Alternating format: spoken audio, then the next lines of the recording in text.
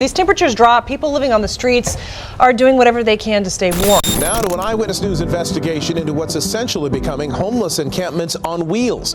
So-called van lords are renting out RVs to people who are now using them as their permanent residence. This winter, America is doing something unthinkable. As temperatures drop, cities are pushing people out of the only shelter they have left.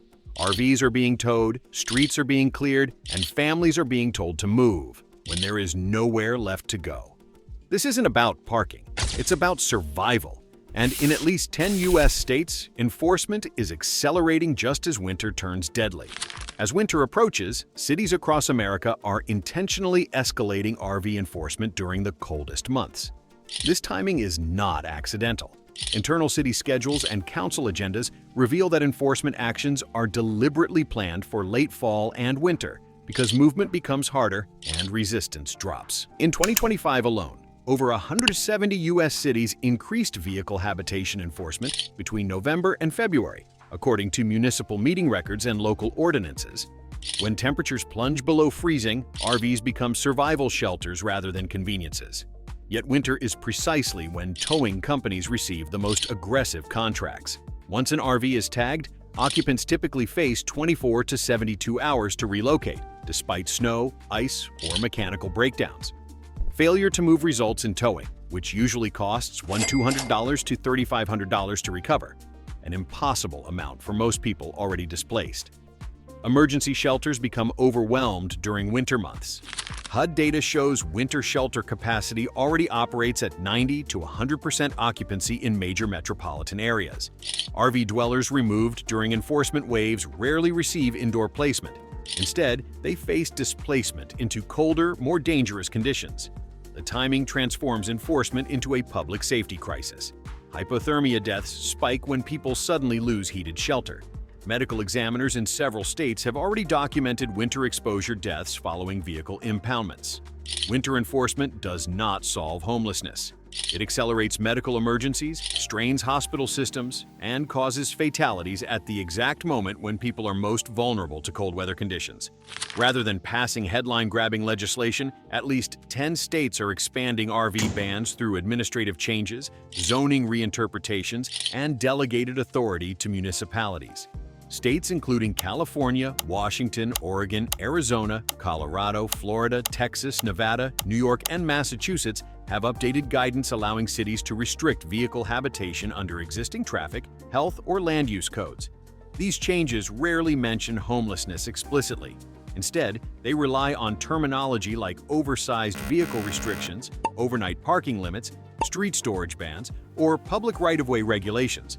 This legal framing allows enforcement without triggering constitutional scrutiny tied to housing rights. Cities can claim they are regulating vehicles rather than people, while effectively removing residents. Once states provide this authority, cities act quickly. Some jurisdictions reduced allowable overnight parking windows from 72 hours to just 4 to 8 hours, making compliance nearly impossible. Others banned sleeping in vehicles outright within city limits. The scale is significant. State transportation agencies report tens of thousands of citations issued annually under these expanded rules. Because enforcement happens locally, there is no centralized reporting system, making the crisis largely invisible at the federal level. What makes these expansions particularly dangerous is their permanence. Once embedded into municipal code, RV bans do not expire. They create long-term displacement pipelines that push people from city to city with no legal place to exist anywhere. When an RV is towed during winter, the danger is not mere inconvenience. It represents immediate physical risk. RVs are not just shelter. They contain heating systems, medications, mobility equipment, food storage, and insulation. Losing access can trigger medical crises within hours. Towing often happens during early morning sweeps, when occupants are absent at work or asleep. Once impounded, retrieving belongings can take days. Many storage yards restrict access or require payment before releasing anything. During that time, temperatures inside impound lots frequently drop below freezing. Medical experts warn that cold exposure combined with chronic illness proves especially lethal. CDC data shows hypothermia deaths rise sharply when overnight shelter is suddenly lost. RV residents disproportionately include seniors and disabled individuals, many relying on oxygen concentrators, CPAP machines, or refrigerated medications that become useless once power is disconnected. Financially, towing is catastrophic. Average winter impound costs range from $2,000 to $5,000, including fees, storage charges, and penalties. For someone living paycheck to paycheck, this amount guarantees permanent loss of housing. Once an RV is declared abandoned, cities can auction or destroy it within 30 to 45 days. This transforms a housing loss into irreversible homelessness. Winter towing does not enforce compliance. It removes survival infrastructure and converts poverty into a potentially fatal condition by eliminating the only shelter people have during freezing temperatures. RV parks were once a pressure valve for the housing crisis. That valve is closing rapidly. Across the country, parks are shifting to short-term only or tourist-only policies, citing insurance rules, zoning pressure, and political backlash from local governments. In 2024 to 2025, hundreds of parks eliminated monthly stays entirely. Many now cap stays at 14 to 30 days, even for existing long-term residents. Others raised monthly rates from $600 to $900 up to $1,500 to $2,500, effectively pricing out people using RVs as permanent housing. Local governments play a significant role. Cities increasingly classify long-term RV stays as unpermitted. Residential use, threatening park owners with substantial fines or permit revocations. To protect their business licenses, parks remove residents rather than fight zoning boards. The result is displacement without alternatives. HUD data confirms that RV dwellers make up a growing share of the unsheltered but housed population. People who are not eligible for emergency shelters yet cannot access traditional rentals. When parks close their doors, residents are pushed back onto streets where enforcement is intensifying. This creates a vicious cycle. Parks eject residents, cities criminalize street parking, and people are left with no lawful option anywhere. RV parks are no longer functioning as housing buffers. They are becoming exclusion zones that accelerate homelessness rather than prevent it. Insurance has become a hidden weapon in RV displacement. Major insurers are canceling or refusing to renew policies for older, stationary, or full-time RVs. Without insurance, RVs cannot legally remain parked in most jurisdictions across the country. Industry data shows a sharp contraction in RV underwriting since 2023. Insurers cite fire risk, aging electrical systems, and stationary occupancy as reasons for denial. Premiums for full-time RV coverage have increased by 30 to 60%, while many policies now exclude parked habitation entirely. Once insurance lapses, cities gain enforcement leverage. Uninsured vehicles can be cited, booted, or towed, even if legally parked. This creates a paperwork-based eviction system where financial disqualification becomes criminal noncompliance. For people on fixed incomes, reinstating insurance is often impossible. Some are quoted premiums exceeding $300 to $500 per month, rivaling apartment rents in many areas. Others are denied outright due to vehicle age or condition. This mechanism quietly forces people out without public debate. There is no vote, no hearing, no relocation plan, just a letter stating coverage is terminated. Insurance cancellations turn survival vehicles into illegal objects, accelerating displacement while shielding governments from accountability. For many RV dwellers, this represents the final barrier between housing and complete homelessness, creating displacement through administrative processes rather than direct enforcement actions. Cities are increasingly framing RV habitation as a public health issue rather than a housing issue. By using health codes, sanitation ordinances, and environmental regulations, municipalities gain broader enforcement power with fewer legal obstacles. This shift allows removals even when housing alternatives do not exist. Local governments cite issues such as wastewater dumping, trash accumulation, and fire risk to justify sweeps. In 2025, more than 60% of large West Coast cities updated health-related codes to include vehicle habitation language. Once labeled a health hazard, an RV can be removed immediately, often without the notice required under standard parking enforcement. Public health departments are not equipped to provide housing, yet their findings trigger enforcement actions. This creates a contradiction. Cities declare a health emergency but respond with displacement rather than treatment or shelter. Studies show forced displacement actually increases disease transmission by breaking access to hygiene routines, medical providers, and social services. Ironically, many RV dwellers maintain better sanitation than street encampments because they have contained living spaces. Yet they are targeted precisely because they are visible and mobile. Health labeling turns poverty into a code violation rather than a social failure, allowing cities to claim action while worsening conditions. This approach transforms a humanitarian crisis into a regulatory problem, enabling enforcement without addressing root causes or providing genuine alternatives for displaced residents. Emergency shelters are often completely inaccessible to people living in RVs. Many shelters prohibit pets, couples, or large personal belongings. Others require daily check-ins, sobriety compliance, or early evening curfews that conflict with employment schedules. According to HUD point-in-time data, shelter capacity in major cities routinely exceeds 95% occupancy during winter months. Vehicle dwellers are rarely prioritized because they are classified as housed but unsheltered, disqualifying them from placement programs. Even when shelter beds exist, they are often far from where enforcement occurs. Transportation is rarely provided, and shelters do not allow people to bring their vehicles, meaning accepting a bed can result in losing their only remaining asset. For many, the choice is shelter or survival, not both. This structural exclusion leaves RV residents trapped between enforcement and inaccessibility. Cities claim shelter availability to justify sweeps, yet those shelters are functionally unusable for vehicle dwellers. The gap between policy language and lived reality turns enforcement into a bureaucratic dead end with no safe exit. People face an impossible decision: accept a shelter bed and lose the vehicle containing all their possessions, or refuse shelter and face citations, towing, and criminal charges. Neither option provides actual housing security. Both pathways lead to worsening circumstances and increased vulnerability during winter months. Mobility is often assumed to be a solution for RV dwellers, but rising fuel costs have eliminated that option for many. Diesel and gasoline prices remain volatile, and even small relocations now require hundreds of dollars in fuel alone. Moving a Class C or Class A RV just 100 to 200 miles can cost $150 to $400 in fuel alone. For people living on fixed incomes, disability payments, or low-wage jobs, relocation becomes financially impossible. Mechanical issues further complicate movement, as many RVs require repairs before travel. Cities issue move-along orders without considering whether movement is actually feasible. When deadlines pass, enforcement escalates to citations or towing. The inability to move is treated as non-compliance rather than financial constraint. This creates geographic entrapment.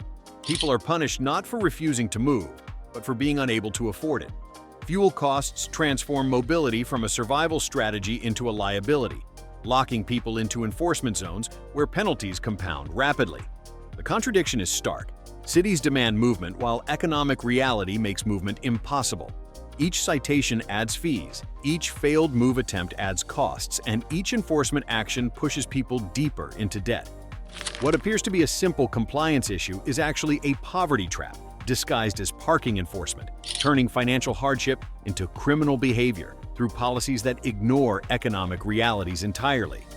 Winter brings a different set of risks, even before enforcement begins. RVs are vulnerable to frozen water lines, propane shortages, and electrical failures. Repairs are expensive and often require professional service that many cannot afford. Replacing a frozen plumbing system can cost $1,000 to $3,000. Propane prices spike during winter, and shortages are common during cold snaps. Heaters fail more frequently under constant use, especially in older rigs with worn components. When utilities fail, RV dwellers are forced to choose between unsafe heating methods or exposure to freezing temperatures. Many rely on space heaters or generators, increasing fire risk substantially. Fire departments report a seasonal rise in RV-related fires during winter months. Cities often cite these risks as justification for enforcement, ignoring that displacement worsens them. Losing access to utilities does not make people safer. It removes their ability to manage risk. Winter utility failures turn marginal housing into a fragile life support system that collapses under pressure. The cost of repairs creates impossible choices. Spend money on fixing broken systems or spend it on food and fuel. Many choose survival over repair, living in RVs with partially functioning utilities. When enforcement forces relocation, even these minimal systems break down completely. Frozen pipes burst during transport. Propane tanks empty during impoundment. The enforcement process itself destroys the infrastructure people depend on for winter survival. A growing number of RV residents are employed full-time. Teachers, warehouse workers, healthcare aides, and service workers increasingly use RVs to stay near jobs they cannot afford housing near.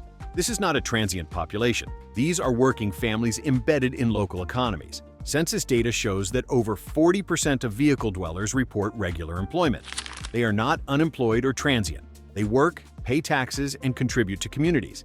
Yet enforcement does not distinguish between working families and unsheltered individuals. When RVs are towed, people lose transportation, housing, and the ability to get to work simultaneously. Missed shifts lead to job loss, creating a rapid downward spiral. Employers rarely accommodate sudden displacement, especially for hourly workers without benefits or job security. This transforms housing enforcement into labor disruption. Cities lose workers while claiming to protect neighborhoods. The targeting of working RV families reveals the contradiction at the heart of enforcement. Policies meant to preserve community stability actively dismantle it. Many of these workers are essential. They stock grocery shelves, provide health care, teach children, and maintain infrastructure. Removing their housing does not solve problems. It creates them.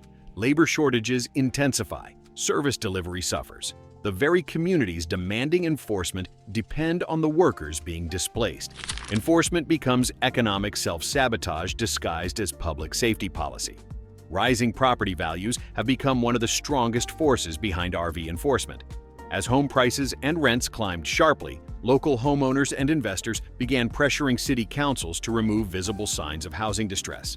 RVs parked on residential streets are increasingly framed as threats to neighborhood stability, even when no laws were previously violated. In many cities, code enforcement budgets expanded alongside property tax revenue.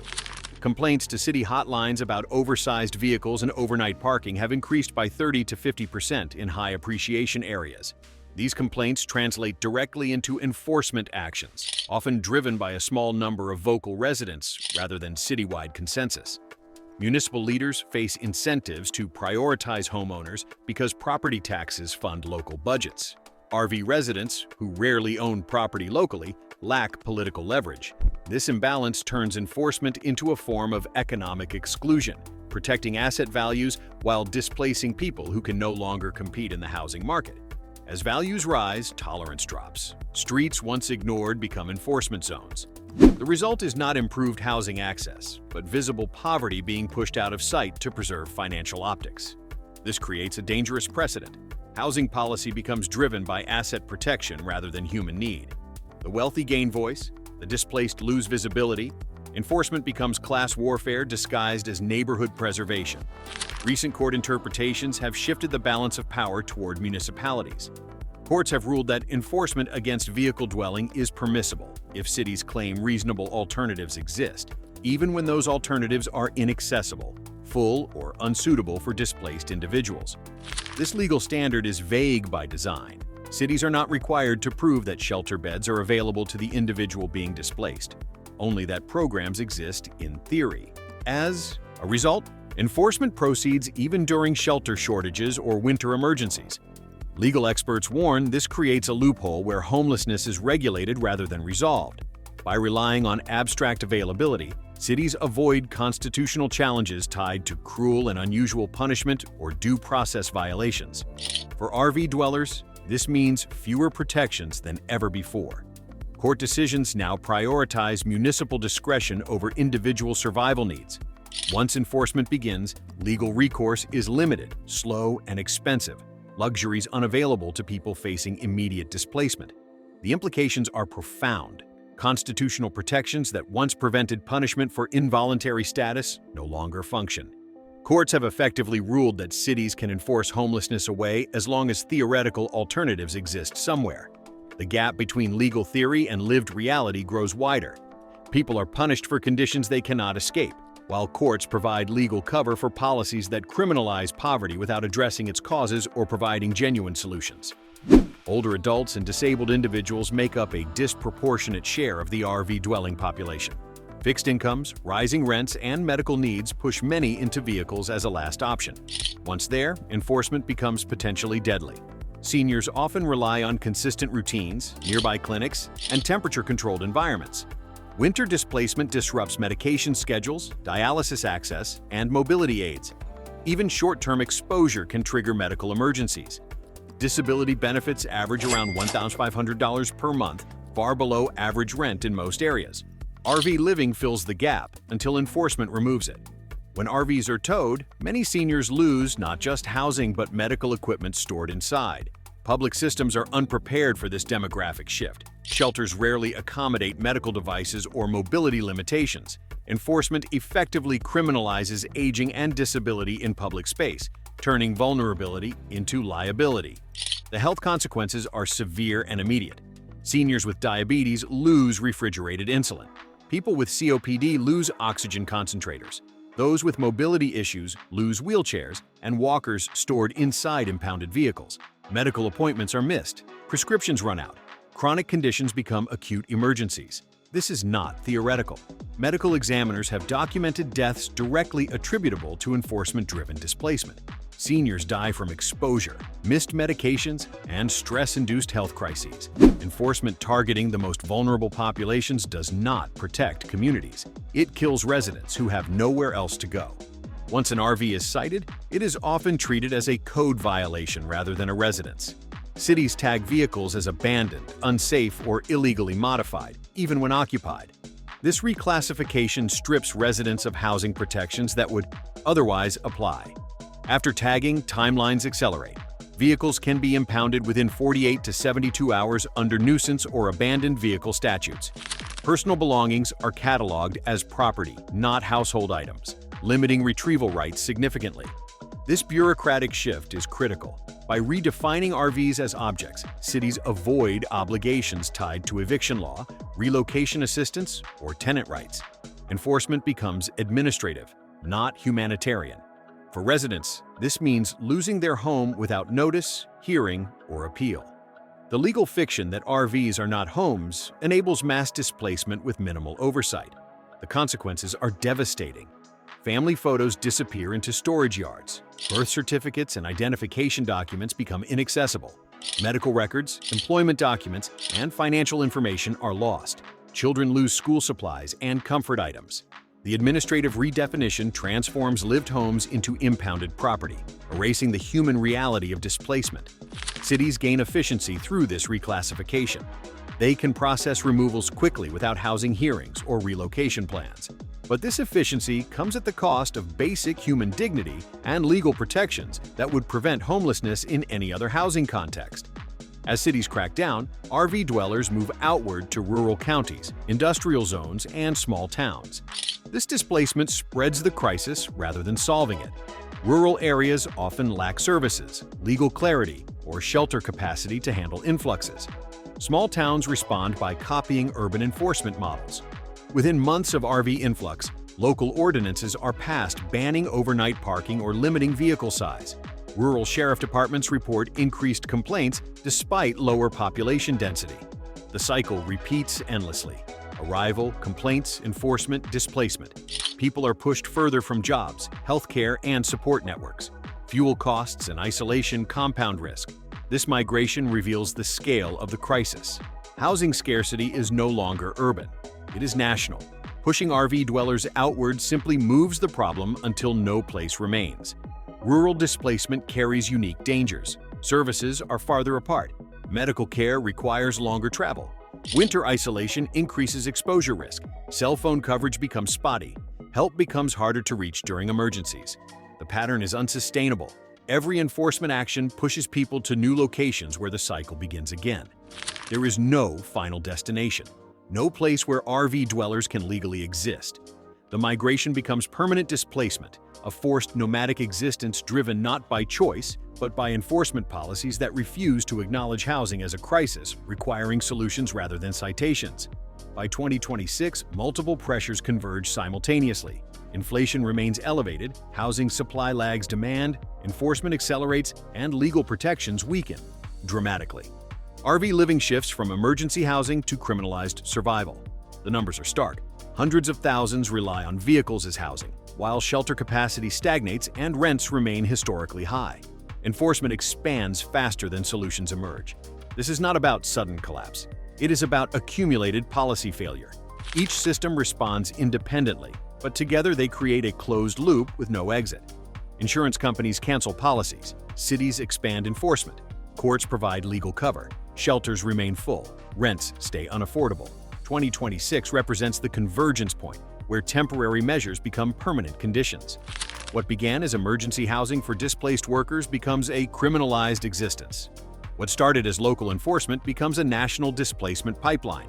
What seemed like isolated policy decisions becomes a systemic failure affecting millions. Unless policy changes, winter enforcement will continue producing preventable deaths, job losses, and permanent homelessness. This is not a future warning. It is the trajectory already in motion. The infrastructure of displacement is built. The legal framework is established. The enforcement mechanisms are funded and operational. The question is not whether 2026 will be a breaking point. The question is whether anyone will respond before the system collapses completely, leaving hundreds of thousands of Americans with nowhere to go and no legal right to exist. What's unfolding right now will define who survives this winter. If you've seen these crackdowns start near you, drop a comment. And in the next video, we show how 2026 could push this crisis past the breaking point. See you there.